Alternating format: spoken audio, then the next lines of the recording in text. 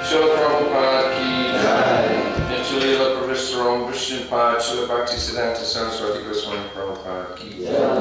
Ananta Kota Vaishnava Vrinda ki jai. Amacharya Haridas Thakur ki jai.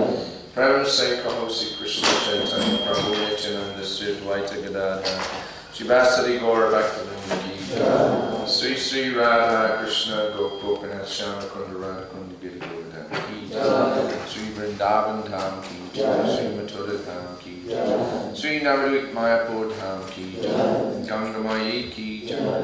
Jamuna Mayi ki jai. Bhakti Devi Tulsi Maharani ki jai.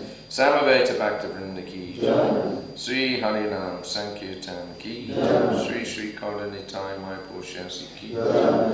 Srila Prabhupada ki jai. Gold Premanand. All glories to the assembled devotees. All glories to the assembled devotees. All glories to Sri Guru and Gauranga.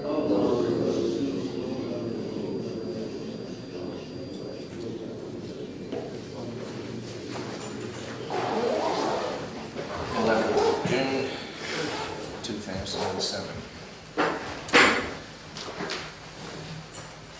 Hare Krishna. Hare Krishna. Okay, so this is our final session, and Lakshmi, here you go. And tomorrow we'll be moving on.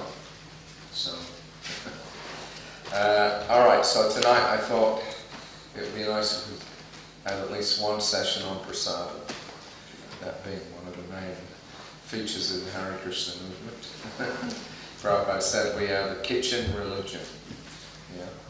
We'll go back to Godhead just by eating gulab jams.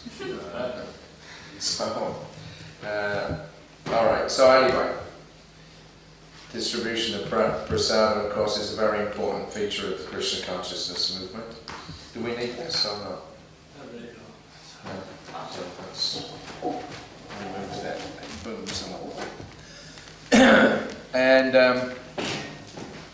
Prabhupada had a plan when he started ISKCON that he would base it on two things: chanting and prasadam. So in 1976 we just arrived on June the 21st at Pittsburgh Airport, and we were picked up there by Kirtanananda Swami. So June 76, June 66, that was when ISKCON was basically started. June, July 1966. Kirtanananda was one of the very first ones, of course, to come along. So it was just 10 years since, he'd become a devotee, and Prabhupada had started the movement. So although it was a 90-minute drive to New Vrindavan, the ride was comfortable, and as we progressed smoothly along the highway, Prabhupada kept up a running conversation. He reflected on the fallen condition of modern man, telling Kirtanananda Maharaj his comparison of the dogs running on 4 legs and man's running on 4 wheels. It was a nice... Prabhupada thought that one up when we were going on the main highway from the Hawaii temple down to the seashore when he was taking his morning walks, and he was watching all the cars zipping up and down 70 miles an hour. It's what he called neck brake speed.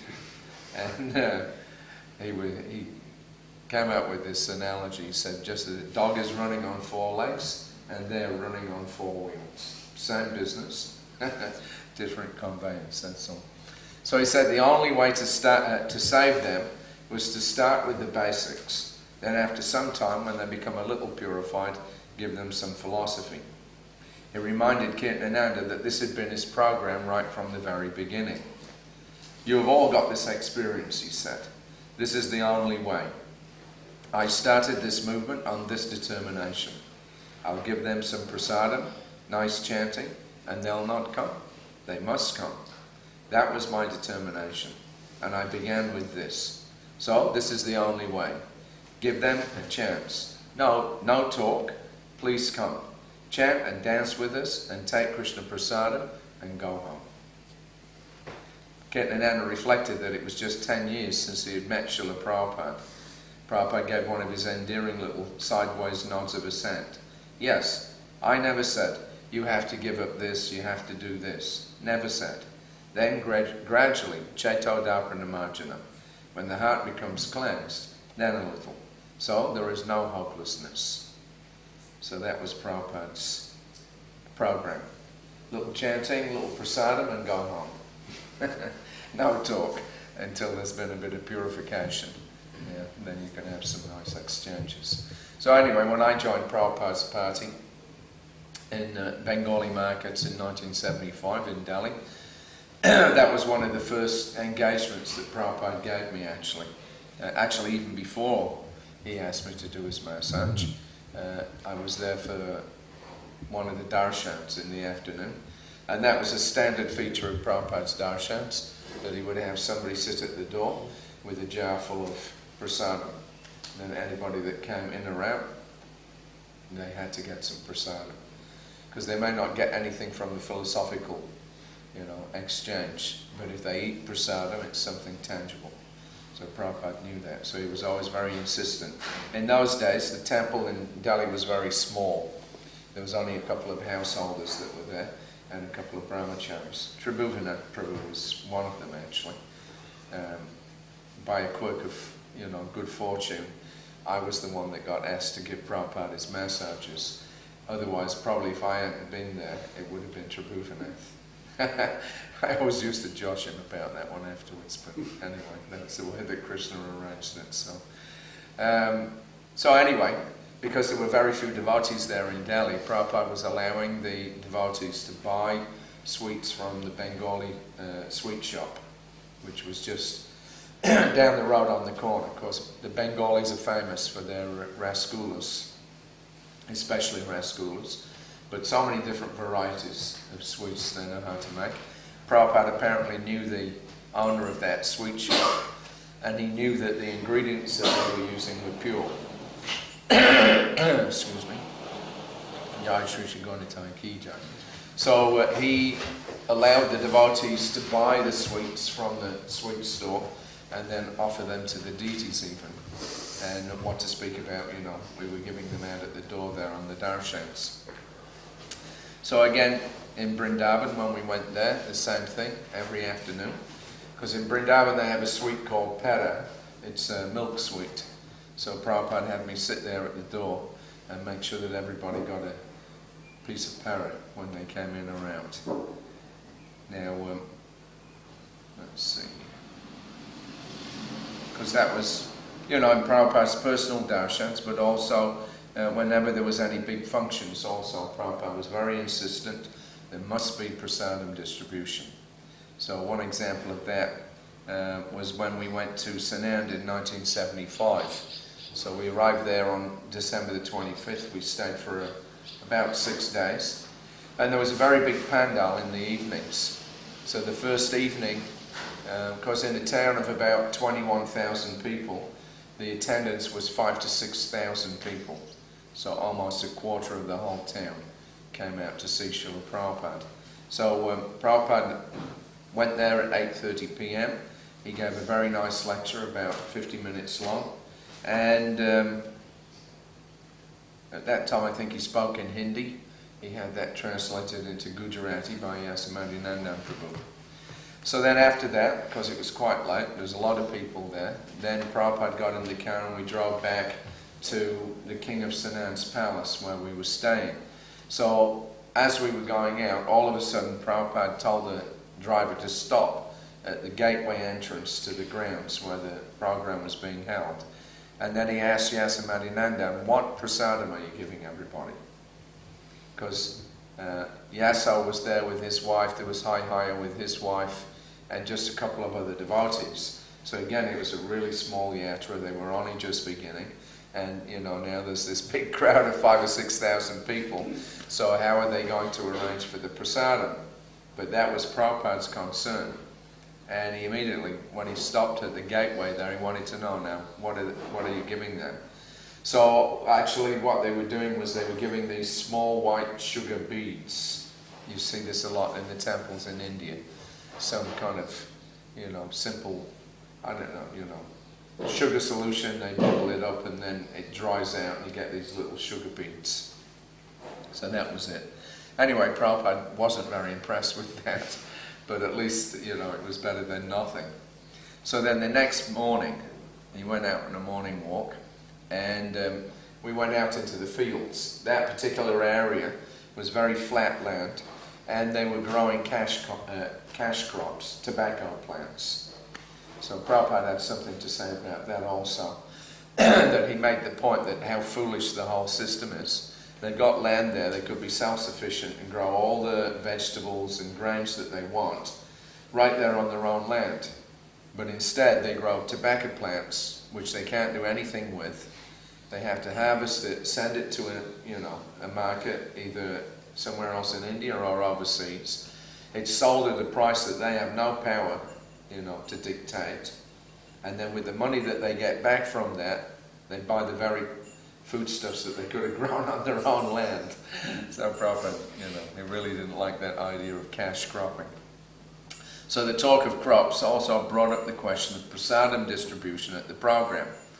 Prabhupada is very keen to see that sumptuous prasadam is given out whenever we hold a gathering.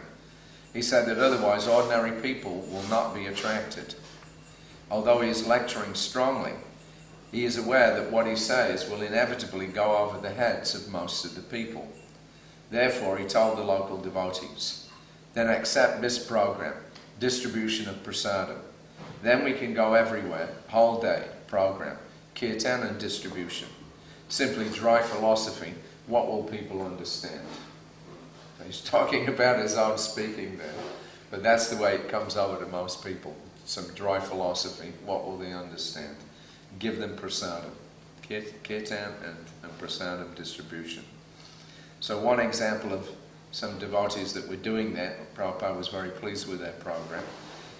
He got a letter from Mahamsa Swami in South India, We were in Bombay at the time. This was mid-December, just before we went to Sanand. And he'd given a progress report on the temple construction there in Hyderabad. So they were just beginning the work on raising the dome. The project is costing 75,000 rupees a month, which the devotees are collecting throughout South India. Mahamsa also reported that 4 small books, the Ishopanishad, Rajavijaya, Perfection of Yoga, and the Matchless Gift, have been translated into Telugu. But Prabhupada was most happy to hear about a small bullock cart travelling Sankirtan party. Mahamsa wrote, "The bullock cart party, only 3 devotees, were very successful on their second attempt.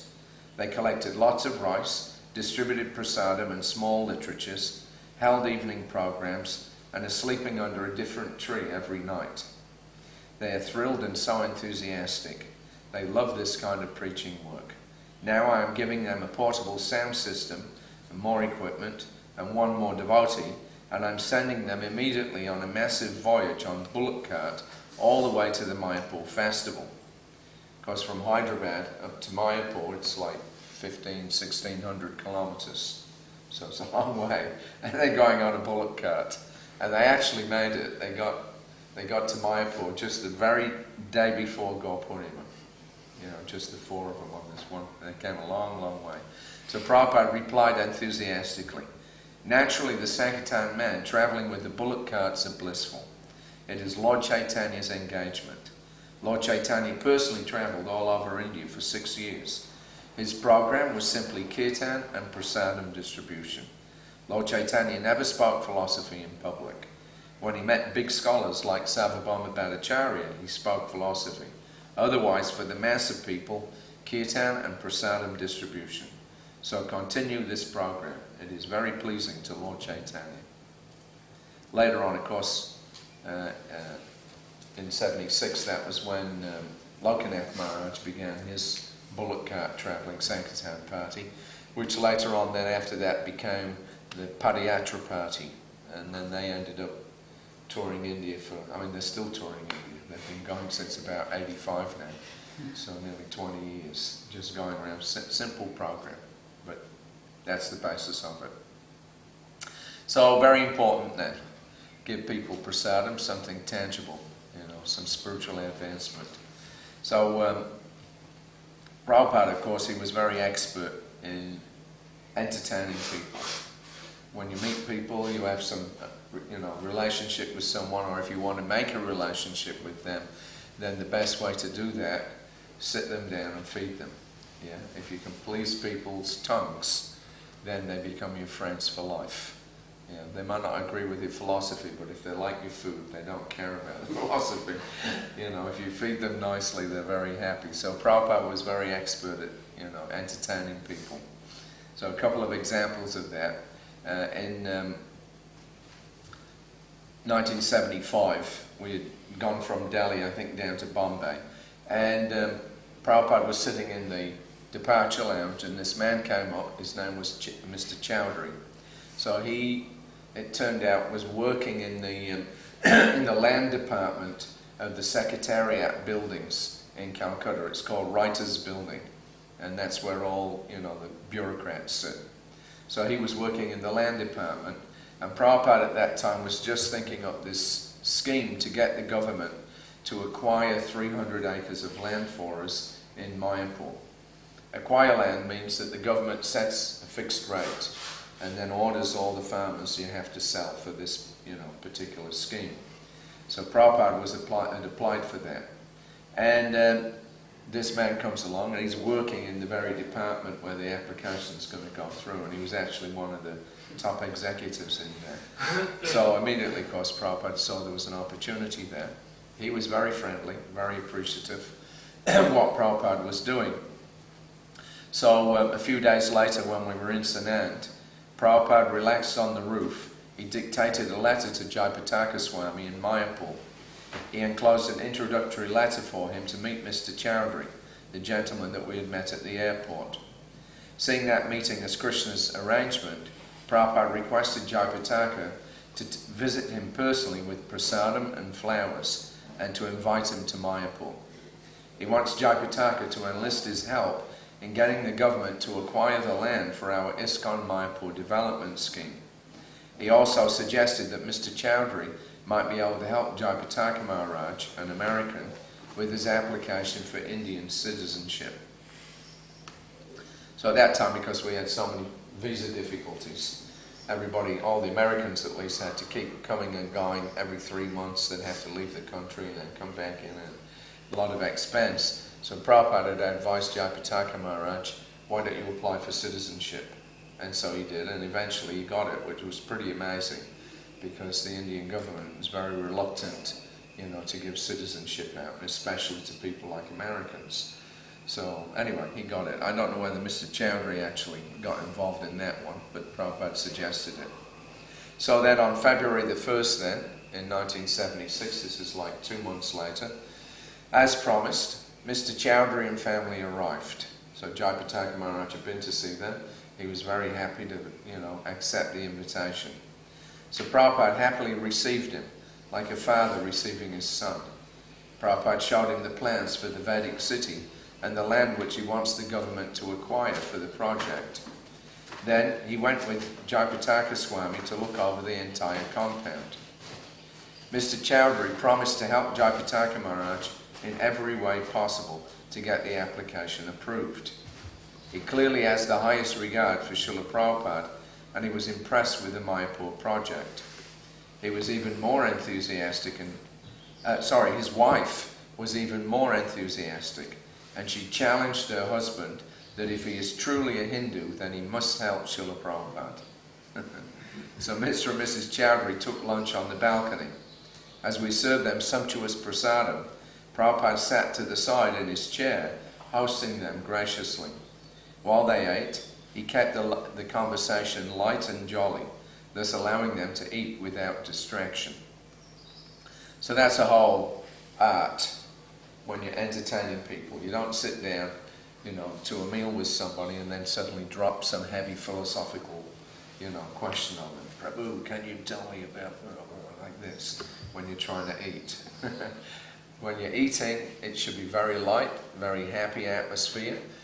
That way then you can digest very nicely, no problem. But if you're in anxiety when you sit down to eat, or if you get disturbed, just like I gave the example of Tamal Krishna Maharaj and Hari Kesh, when Tamal Krishna Maharaj had just sat down to eat, Hari Kesh comes in and starts berating him. Why did you take all the prasadam from the pots, like this? How is he going to eat? So then when, they were called out onto the balcony in front of Prabhupada, that was one of the things that Tamal Krishna Maharaj brought up, that even if he had, some point of contention, he should have waited until after I ate. He said, now I can't digest. And Prabhupada said, yes, this is not good. So anyway, there's a whole system, for keeping somebody happy when you're feeding them. The whole point of the servers is to be so inobtrusive when you're serving prasadam. The person, hardly even notices that you're there. And whenever they're running out of some preparation, immediately you bring some more. So you have to observe what they're eating, and that's how Prabhupada used to do it. He was sitting at the side, they were eating, he was, telling a few little kind of Bengali jokes, keeping them very happy. And as they were eating, he would see what preparations, they were eating more of, and then he would call the servers over, give him more of this, give him more of that, like that. Very expert. So another person that Prabhupada entertained when I was with him was Alan Coleman. This was on March the 25th in 1976. Prabhupada was staying at the house of Mr. Lakshman Agarwal. There's this light bulb company in India called Lakshman Sylvania. They were quite big in those days. I don't know whether they're still in business nowadays, but this man owned that company. And he had a big house in Chanakyapuri, which is like the diplomats area of Delhi, very expensive area. So Prabhupada had been invited there, so we stayed a few days, and he did a little pandal there also. So an unexpected visitor turned up in the afternoon, Mr. Alan Coleman from New York. He produced Prabhupada's first Hari Krishna record in 1966. He arrived with a lady friend, and at long last, he gave Prabhupada the royalties from the record sales after 10 years. They amounted to about 170,000 rupees, to which he also added a personal donation of $2,000. Although not a devotee, it was obvious that he has great admiration and respect for Srila Prabhupada. And Prabhupada in turn was very happy to see him, greeting him as an old friend. He had his guests sit down in his room while we fed them sumptuous prasadam. As they ate, Prabhupada chatted very amicably with them, and he wouldn't let them go until they had eaten everything. He smiled brightly all the while, clearly delighting his guests. He's expert at entertaining and encouraging people to increase their devotional service to the Supreme Lord. So then the next notable time when Prabhupada entertained a guest was when George Harrison came to see him at the Manor in July of the same year. So this was on July 26th. Now Prabhupada, as I explained, was already very sick, and so he was resting a lot. So he told me, he said, now when George comes, if I'm asleep, then you have to wake me up. So that was a rare event. If Prabhupada was sleeping, there was a standing rule. Nobody wakes him up. Even if the Queen of England had walked in, she would have been told to sit and wait. So, but Prabhupada told me, now if I'm asleep when he comes, you immediately wake me up. So sure enough, when George arrived, it was probably about 2 o'clock in the afternoon. So I went into the bedroom and I informed him of George's arrival. Yes, bring him in immediately, Prabhupada said. So I was surprised. I thought Prabhupada was going to come out into the sitting room, and receive him there. But he didn't. He stayed in bed, he sat up, and he told, bring him into the bedroom. And we brought him in, and because the devotees had prepared a nice feast, just for George, because Guru Das was there, Mukunda was there, they were his oldest friends in Krishna consciousness. And so they made this nice feast. So they brought the whole lot straight into Prabhupada's bedroom, and gave George a little table and a couple of the senior men tables as well, so that he would eat with company. And then Prabhupada sat up in bed and he started entertaining him as he was eating. So when he entered, Prabhupada had a seat brought for him and instructed us to feed him some prasadam. We set up small tables for George and some of the senior men, and Prabhupada engaged him in light conversation as they ate. All the while, Prabhupada attentively supervised the serving of the prasadam. Noticing which preparations George had a taste for, he told us to give him more. At the same time, he kept him at ease with sweet words. Hare Krishna. Oh, now give him 2 more samosas. He likes it. Yes, all the boys and girls are so nicely qualified in Krishna's service. George expressed pleasure at seeing his old friends. They're looking better and better all the time. It's nice for me to see Guru Das. He's turning into a mountain. Guru Das was quiet. So George ate steadily with Prabhupada ensuring that he had enough. When he offered him some more samosas, George laughed. I've got plenty, thanks. Prabhupada also laughed. Prasadam, we can eat it up to the neck. There is no harm. You'll never get indigestion. You have got some fruits? Prabhupada continued to encourage him, offering him cauliflower, mango drink and other preparations. Just take a little. George was doing his best, responding warmly to Prabhupada's hospitality. I can't finish, he laughed. He said he had been sick with jaundice recently. He had turned yellow and his liver had been affected. He thought that he had contracted it from eating some Chinese takeaway food. Prabhupada advised him to cook simple foods for himself. As conversations are wont to do, theirs meandered from one subject to another. Prabhupada mentioned our growing number of Govinda's restaurants, and he asked George if he had met Ambarish Prabhu. So that was because when we were in Detroit the previous month, Ambarish had come there with Shrutakirti Prabhu, and they had some plans for developing a restaurant in Boston. There was some building there, expensive. Ambarish was going to spend a lot of money on it, like $250,000, to get this place and make it into a prasadam restaurant. Eventually it fell through because they couldn't get the zoning. But anyway, so Prabhupada was thinking of that, and he asked George, have you met Ambarish? He also filled him in on the successful New York Rath Yatra. And Prabhupada also told him about the Mayapur project. We're just attempting a big planetarium in Mayapur, he said. We've asked the government to acquire land, 350 acres. So that is negotiation going on. And we shall give a Vedic planetarium. Gurudas furnished some of the details. The planetarium will be 350 feet high and show the cosmology of the spiritual world.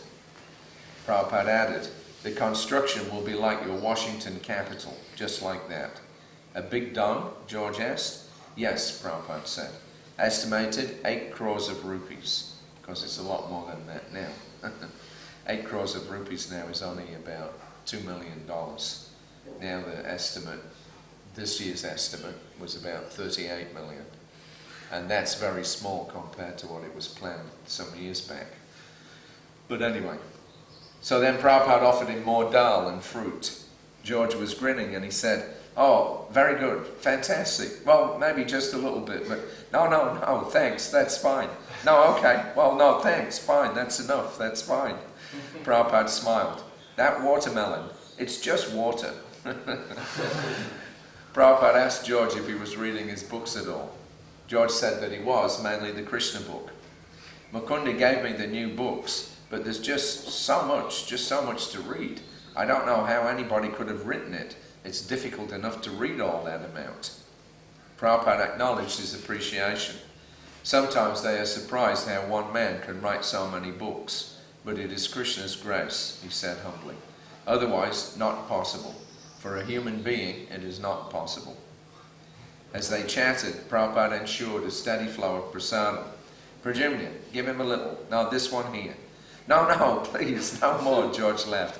I'm really full. I won't have to eat for a few days. That was the signal for the finale. Sweets, Prabhupada said. George conceded. Very well.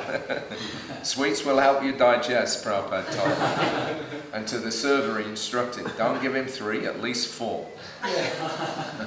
With George protesting that he wouldn't be able to eat that much more, Prabhupada explained, no, 3 is given to the enemy.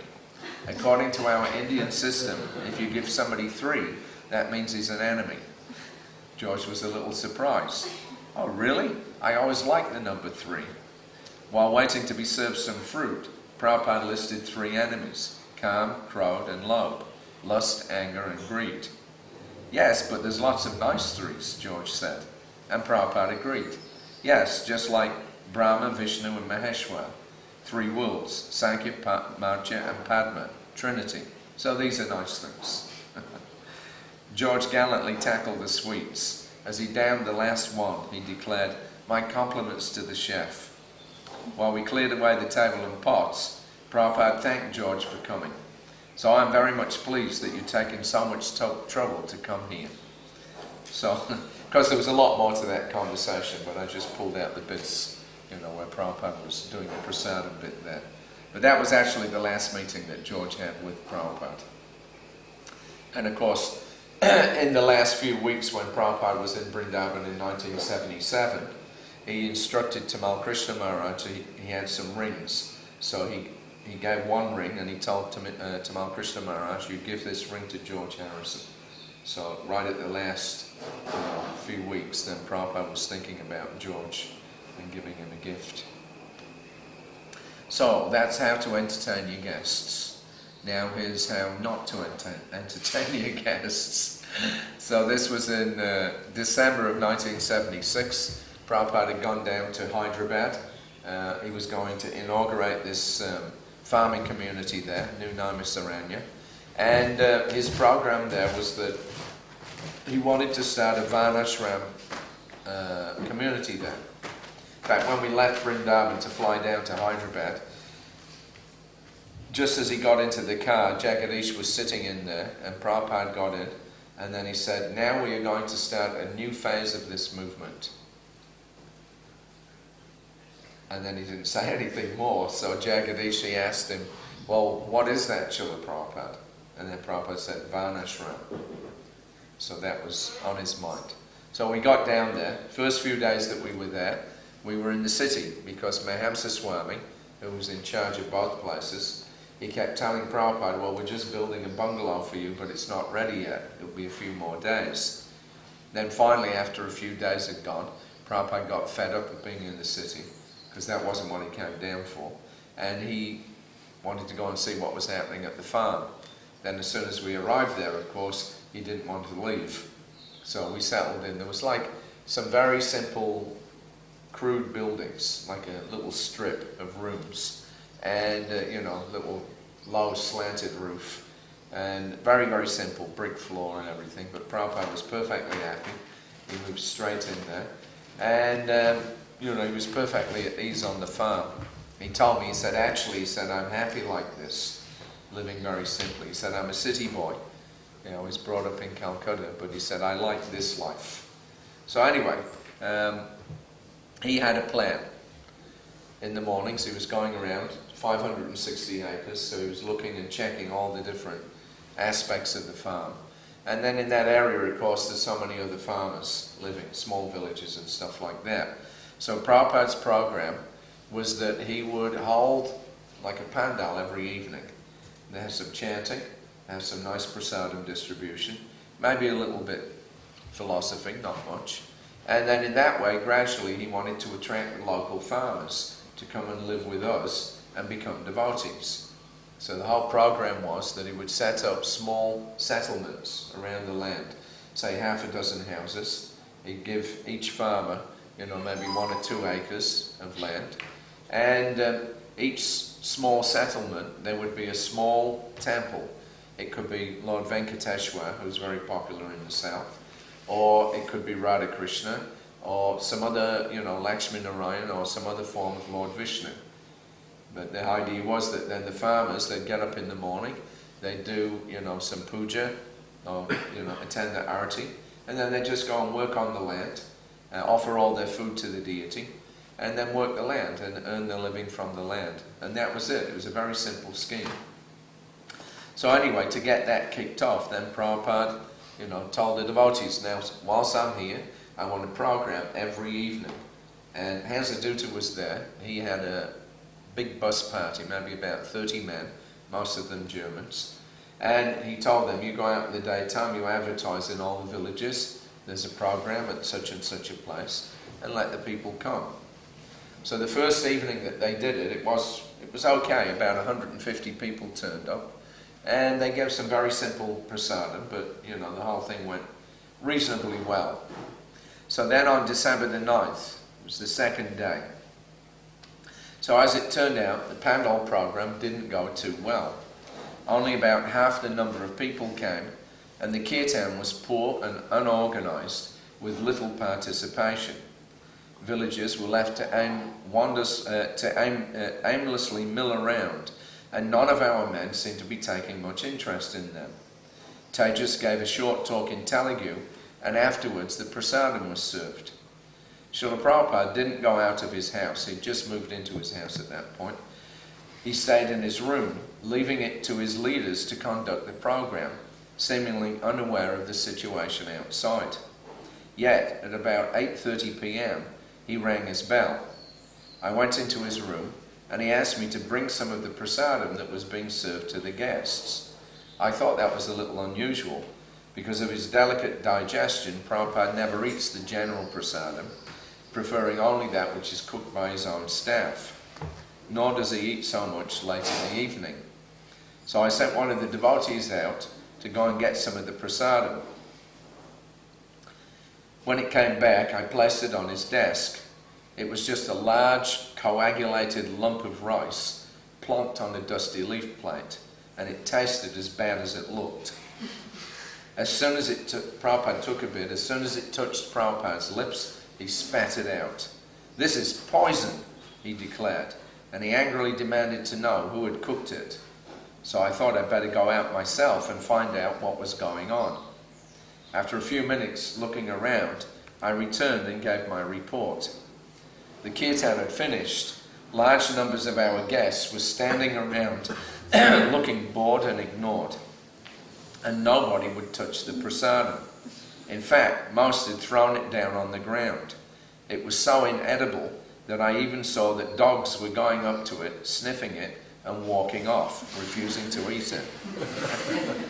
I went to the side of the Goshala and to where the open-air kitchen was. A couple of pits with raised mud sides, blazed with ignited wood as deep metal woks balanced on the top. I was shocked when I recognized the cook. He was the sweeper that had been employed in the morning for cleaning the grounds and the toilets.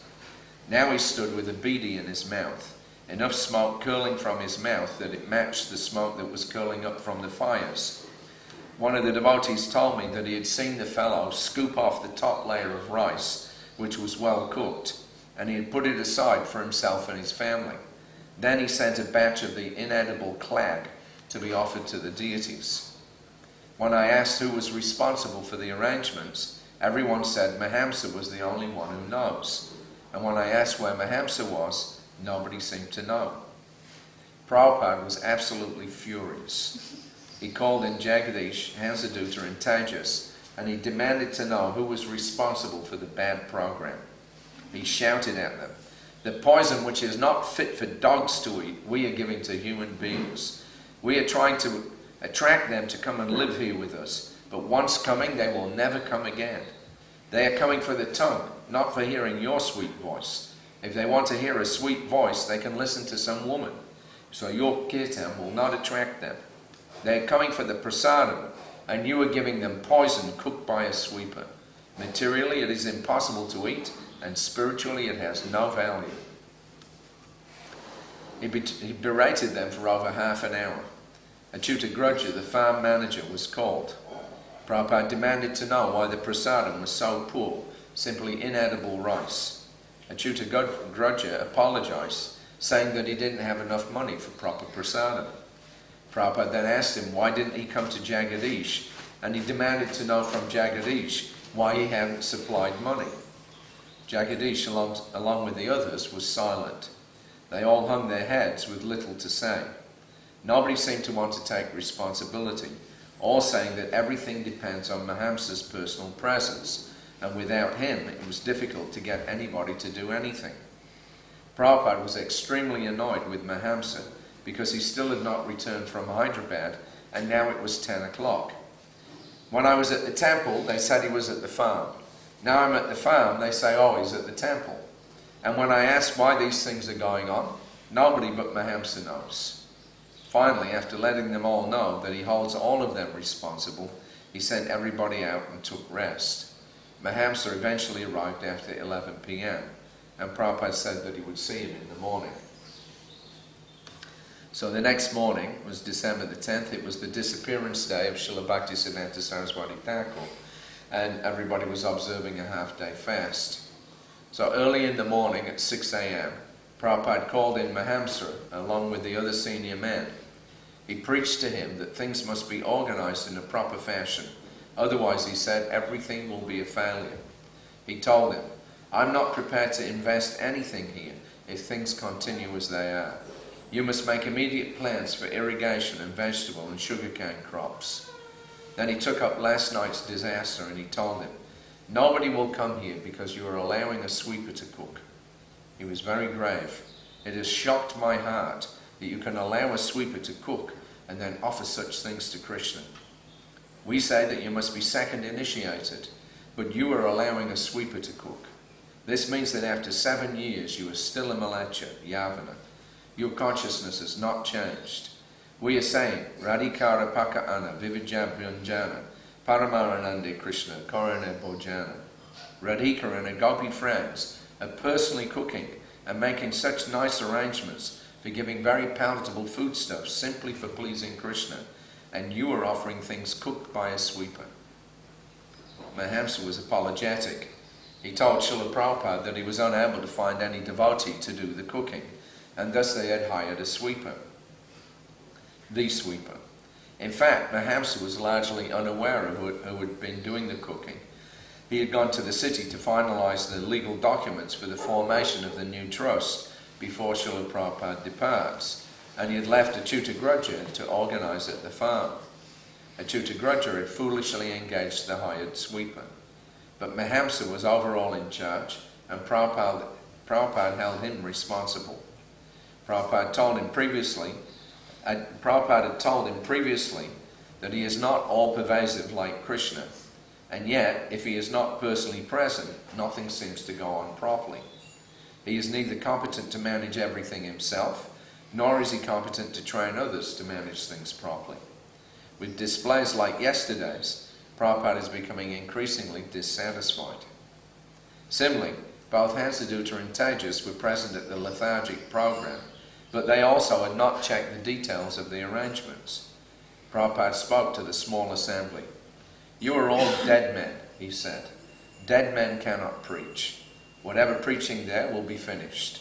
The first principle of preaching is utsaha, enthusiasm, and without this enthusiasm,